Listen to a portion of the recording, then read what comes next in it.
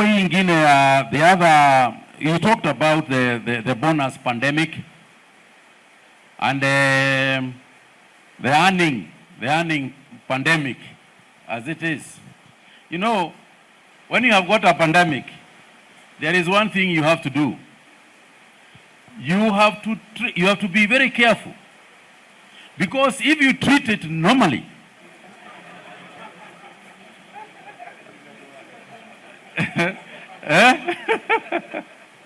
if we continue to treat these situations normally, they can treat us very abnormally. And abnormally is low prices. Here the way we can get into it. So we need to understand that true, we have a challenge, but it is not an insurmountable challenge. It is something that we can handle. It is something that we can tackle, working together as a team.